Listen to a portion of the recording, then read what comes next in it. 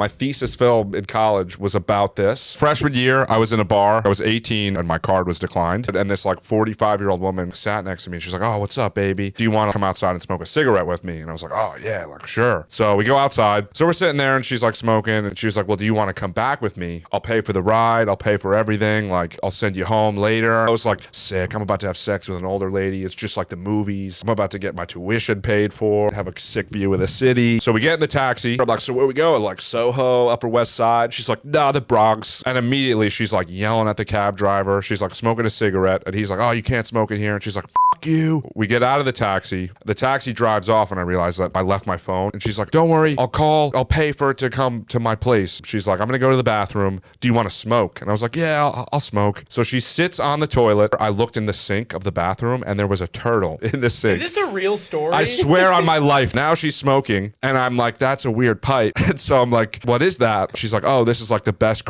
in the Bronx. So I'm like, oh, okay.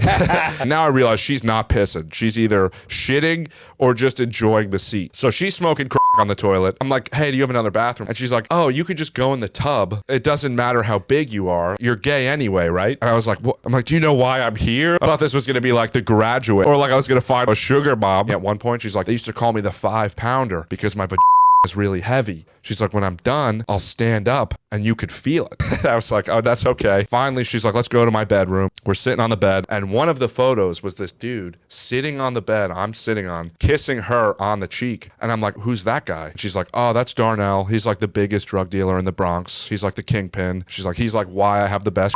And I'm like, oh, okay, cool. Like, does he know I'm here? She's like, yeah, it doesn't matter. She's like, I want you to sleep over. I just want to talk to you all night. You're such a good listener. You could put in earplugs and sleep. I'll just talk to you while you sleep. Finally, she gets a call from this taxi guy, right? We go to the ATM. She tries to take out $20 and I watch her card decline. She's like, yeah, I guess I don't have money.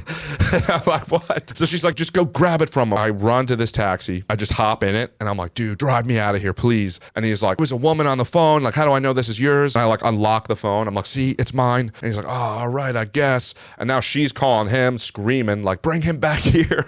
And so he drives me at least a $30 fare distance to this train station. And I know my card's going to decline. So I just like sprinted from the cab, ran up the stairs and off the turnstile and got away. Do you have her on Facebook right now? You want to see her? Yeah, I do want to see her. Oh, wow. Wait, what? Oh, wow. Oh my goodness. She's very pretty. Oh, she's a Yankees fan. So I wasn't like conned by like some crazy looking person.